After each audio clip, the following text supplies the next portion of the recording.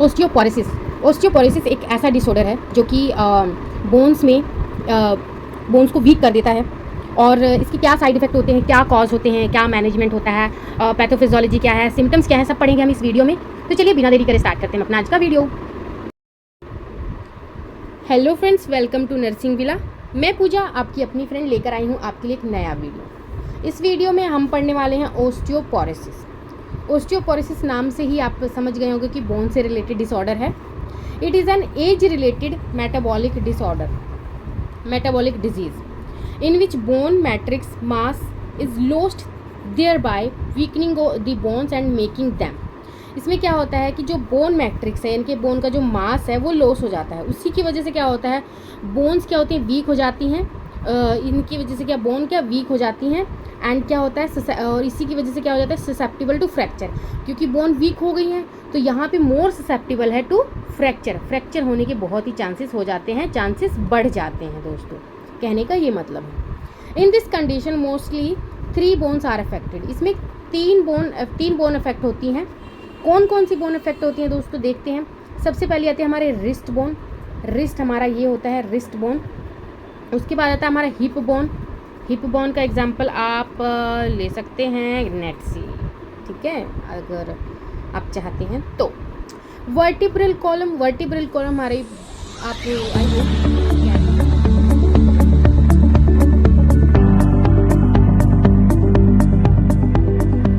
Hello friends, welcome to Nursing Villa. मैं पूजा आपकी अपनी फ्रेंड लेकर आई हूँ आपके लिए एक नया वीडियो। इस वीडियो में हम पढ़ने वाले हैं ओस्टियोपोरोसिस। ओस्टियोपोरोसिस नाम से ही आप समझ गए होंगे कि बोन से रिलेटेड डिसऑर्डर है। It is an age related metabolic disorder, metabolic disease in which bone matrix mass is lost, thereby weakening the bones and making them। इसमें क्या होता है कि जो बोन मैट्रिक्स है, इनके बोन का जो मास है वो लॉस हो जाता है। उसी की वजह से क्या होता है, बोन्स क्या होती हैं, वीक हो जाती हैं। इनकी वजह से क्या बोन क्या वीक हो जाती हैं एंड क्या होता है, और इसी की वजह से क्या हो जाता है, ससेप्टिबल टू फ्रैक्चर।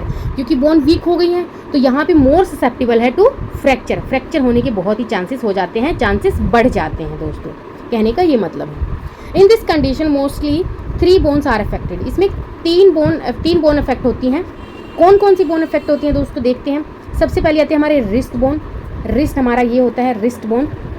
उसके बाद आता है हमारा हिप बोन।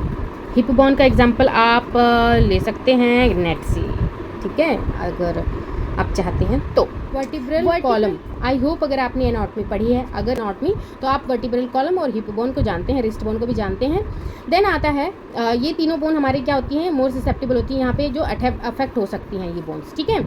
उसके बाद क्या आता है फ्रेंड्स, कॉजेज, रिस्क फैक्टर। यहाँ पे कॉजेज क्या होते हैं और रिस्क फैक्टर क्या होते हैं, चलिए जानते हैं हमारे कॉजेज क्या होते हैं, रिस्क फैक्टर क्या होते हैं। Lack of calcium and phosphate salts, यानी कि कैल्शियम और फोस्फेट साल्ट होता है उसकी कमी की वजह से ये हो सकता है। पोस्ट मिनोपॉजल वुमेन, यानी कि जब किसी का मिनोपॉज हो जाता है, मेंस्ट्रुएशन साइकिल हो जाती है, स्टॉप हो जाती है एक एज के बाद, मिनोपॉज हो जाता है, उसमें भी ये हो सकता है after menopause. Above 40 to 50 age जिसकी 40 से 45 एज ऊपर हो जाती है, उसमें भी ये डिसऑर्डर हो सकता है। उसके बाद आता है फ्रेंड्स, पढ़ेंगे हम आगे की जो कॉजेज़ हैं, क्या क्या हैं इसमें, आगे के कॉजेज़ देखेंगे हम। Chronic illness, chronic illness medications example corticosteroid for excessive thyroid replacement, calcium and vitamin D deficiency, family history, smoking and alcohol habits, excessive caffeine intake, immobilization of part, prolonged bed rest की वजह से भी ये सब problems हो जाती हैं दोस्तों। तो हमें क्या सीख मिलती है, हमें ज़्यादा टाइम तक बेड पे रेस्ट नहीं लेना है, हमें काम करना चाहिए। उसके बाद हम पढ़ेंगे पैथोफिजियोलॉजी, यानी कि ये किस तरीके से होती है, इसका पूरा प्रोसेस क्या है।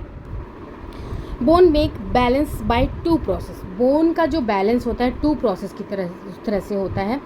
Osteoclast and osteoblast. दोस्तों मैंने प्रीवियस वीडियो में ओस्टियोक्लास्ट और ओस्टियोब्लास्ट बहुत अच्छे से समझाया है। अगर आपने प्रीवियस वीडियो नहीं देखा तो आप वहाँ जाके देख सकते हैं, बहुत अच्छे से बताया मैंने ओस्टियोक्लास्ट क्या होता है और ओस्टियोब्लास्ट क्या होता है। ये क्या करता है, क्लास्ट एनगल्फ करता है ओल्ड सेल्स को। ओस्टियोब्लास्ट क्या करता है, सिंथेसिस करता है न्यू सेल्स को। Okay.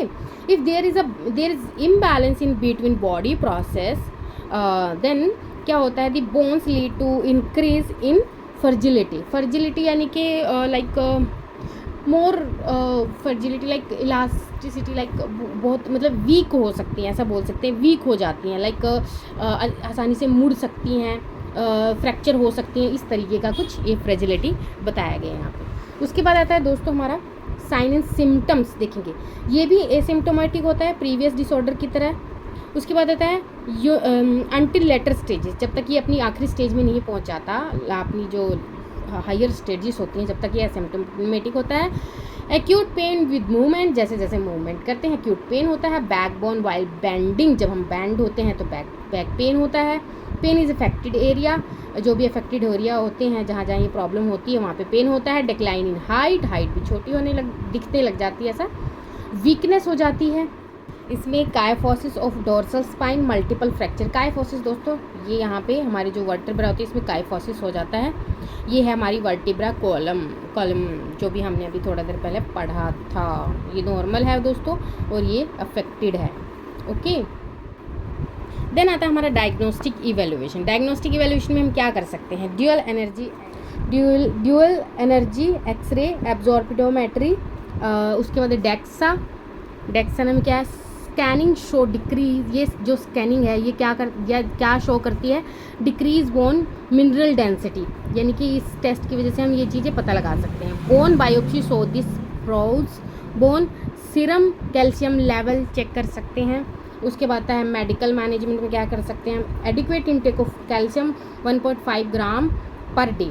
Adequate intake of vitamin D 400 to 800 IU. weight bearing exercise. Biphosphonate for decrease activity of osteoclast, ये हम देंगे इसको रोकने के लिए, कम करने के लिए. Action inhibit the reabsorption of bone by blocking the action of osteoclast. इसका जो एक्शन है बताया गया यहाँ पे. डाइटरी मैनेजमेंट में क्या आता है, intake more milk, diet should be rich in vitamin D and protein, more plenty of fluid in diet. Nursing diagnosis में क्या कर सकते हैं दोस्तों, chronic pain related to compression fracture in late stages of osteoporosis. Nursing interventions administer opioid analgesics, provide comfortable position and rest to the patient. तो दोस्तों ये है हमारा टॉपिक, ख़त्म होता है और यहीं से हमारी यूनिट ख़त्म होती है. जैसे कि आप देख रहे हैं जो हमारा नेक्स्ट टॉपिक है, नेक्स्ट यूनिट है वो दिखाई दे रही है. तो आज ही हमारा ये टॉपिक भी ख़त्म होता है और हमारा ये यूनिट भी ख़त्म होता है. तो फिर मिलते हैं नेक्स्ट वीडियो में नेक्स्ट टॉपिक के साथ. आज के लिए इतना ही.